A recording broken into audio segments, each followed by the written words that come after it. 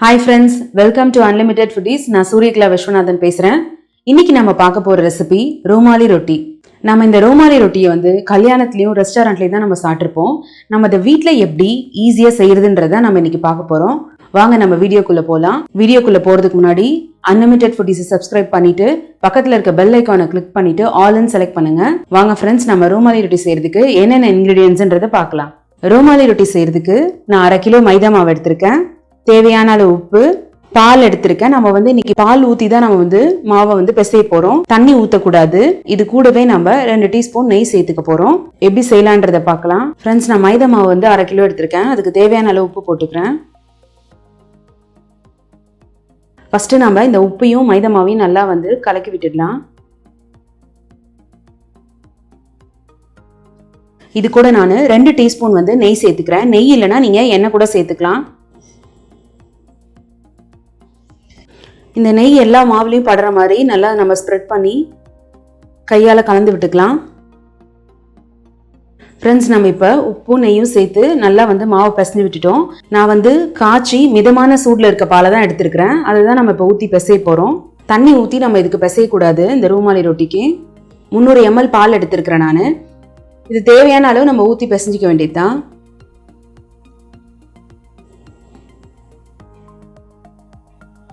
இந்த ரோமாலி ரொட்டியோட மாவு பிசைகிற பதம் பார்த்தீங்கன்னா நம்ம சப்பாத்தி மாவு பதத்துக்கு தான் நம்ம இதை பிசைஞ்சு எடுத்துக்க போகிறோம்.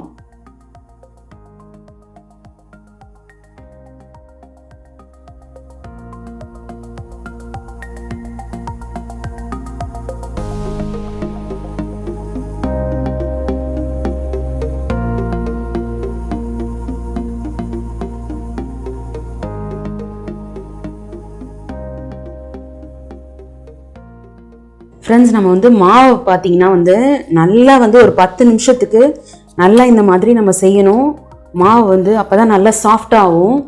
இந்த மாவில் பார்த்தீங்கன்னா இந்த மாதிரி போர்ஸ் நிறைய தெரியுது பாருங்கள். இந்த மாதிரி இல்லாத நல்லா இந்த மாவு நம்ம அழுத்தி நல்லா இந்த மாதிரி நம்ம பண்ணோன்னா மாவு நல்லா சாஃப்டாகிடும்.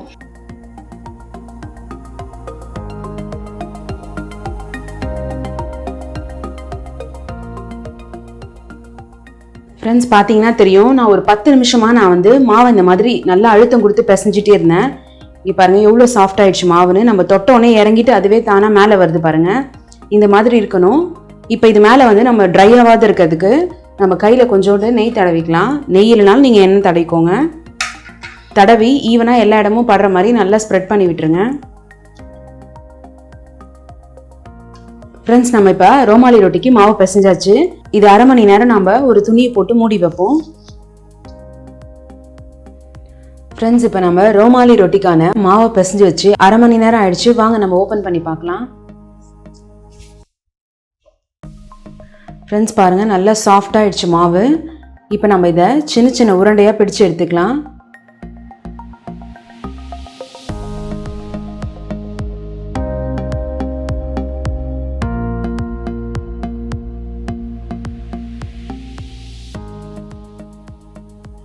ஃப்ரெண்ட்ஸ், இப்போ நம்ம மாவு இந்த மாதிரி உருட்டி வச்சிட்டோம். இப்போ மாவு நம்ம இது மாதிரி ஃப்ளாட்டன் பண்ணிக்கலாம் லைட்டாக. பண்ண பிறகு இதே மாதிரி இன்னொன்னையும் செஞ்சுக்கலாம் நம்ம.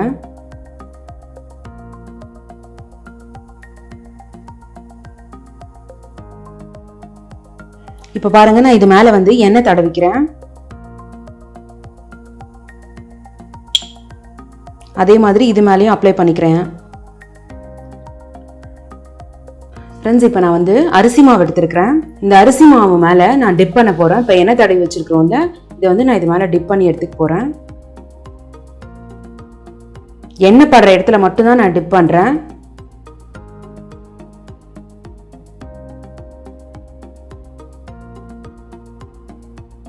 இப்போ அது ரெண்டுத்தையும் நம்ம சேர்த்து இது மாதிரி நம்ம அழுத்தி விட்டுக்கலாம். இதுக்கு மேலே நம்ம மைதா மாவு தான் மேலே டஸ்ட் பண்ணி நம்ம உருட்டி எடுக்க போகிறோம். இப்போ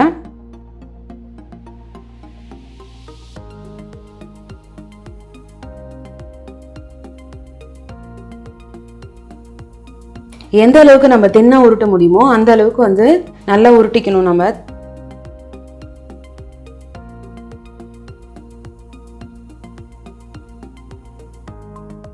பாருங்க, நான் இந்த அளவுக்கு தின்னா உருட்டி இருக்கேன். இதே மாதிரி மீதி இருக்க மாவு எல்லாத்தையும் நம்ம உருட்டி எடுத்துக்கலாம்.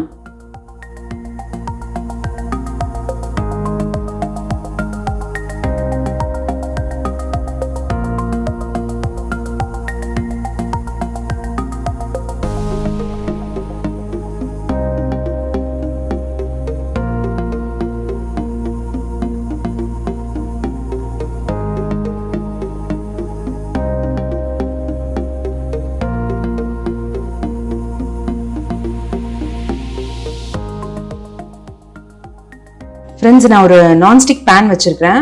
இந்த ரோமாலி ரொட்டிக்கு ஹை ஃப்ளேம்ல தான் வச்சு நம்ம இந்த ரோமாலி ரொட்டி போட போறோம். இப்போ வந்து நான் கல்லு சூடான பிறகு நம்ம போட்டு எடுத்துக்கலாம். தோசை கல்லையும் போடலாம். இது நான் வந்து இப்ப பேன்ல போட்டு காமிக்க போறேன் உங்களுக்கு. ஃப்ரெண்ட்ஸ் இப்போ வந்து நல்லா பேன் சூடாயிடுச்சு. இப்போ நம்ம உருட்டி வச்சிருந்தோம் இல்லையா ரோமாலி ரொட்டி, அதை நம்ம போட்டு எடுத்துக்கலாம்.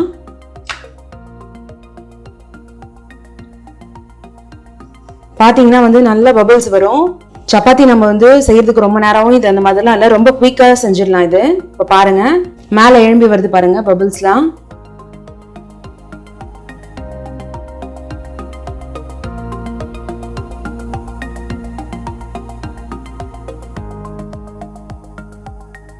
அவ்வளவுதான் ஃப்ரெண்ட்ஸ், ரெடி ஆயிடுச்சு பாருங்க. நல்லா குக் ஆயிடுச்சு பாருங்க. நான் உங்களுக்கு எடுத்து காமிக்கிறேன் பாருங்க.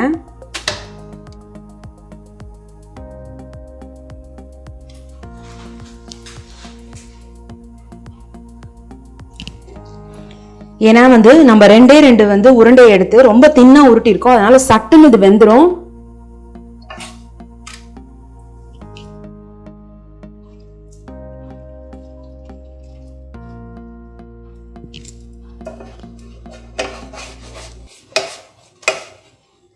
இதே மாதிரி நம்ம மீதி இருக்க எல்லா மாவையும் போட்டு எடுத்துக்கலாம்.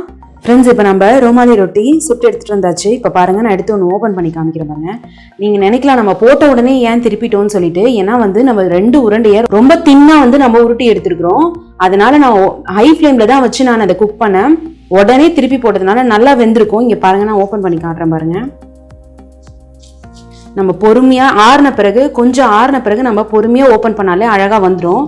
இங்க பாருங்க நம்ம போடனோடனே நல்லா புஷ்ஷுன்னு உப்பிட்டு இருந்தது பாருங்க நடுவில். அதனால தான் இந்த கேப்பு. நம்ம எதனால வந்து இந்த மாதிரி இருக்குன்னா, அரிசி மாவு நம்ம நடுவில் வந்து அப்ளை பண்ணியிருக்கிறோம், அதனால தான் இந்த மாதிரி வருது. இப்போ பாருங்க இதை எவ்வளோ தின்னா இருக்கு பாருங்க, கர்ச்சிஃப் மாதிரி இருக்கு பாருங்க.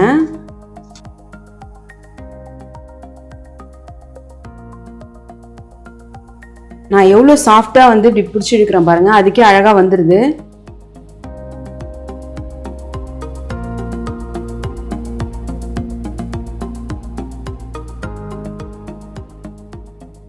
இது சின்னவங்கலேருந்து பெரியவங்க வரைக்கும் எல்லாருக்குமே இது ரொம்ப பிடிக்கக்கூடிய ரெசிபி. இது வந்து நம்ம ரெஸ்டாரண்ட், அதுக்கப்புறம் வந்து கல்யாணம், இந்த மாதிரி ஃபங்க்ஷனில் தான் நம்ம இது சாப்பிட்ருப்போம். ஆனால் இது நம்ம இனிமேல் வீட்லேயே ரொம்ப ஈஸியாக நம்ம செஞ்சு சாப்பிடலாம். இது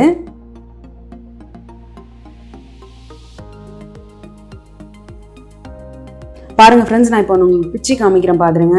எவ்வளோ சாஃப்டாக இருக்குது பாருங்க. நான் ரொம்ப பிடிச்சி அழுத்தமாக கூட நான் பிக்கல, சாஃப்டாக தான் இப்படி பிடிச்சி இது பண்ணுறேன். இங்கே பாருங்க எந்த அளவுக்கு நல்லா வந்து பஞ்சு மாதிரி இருக்கு பாருங்க.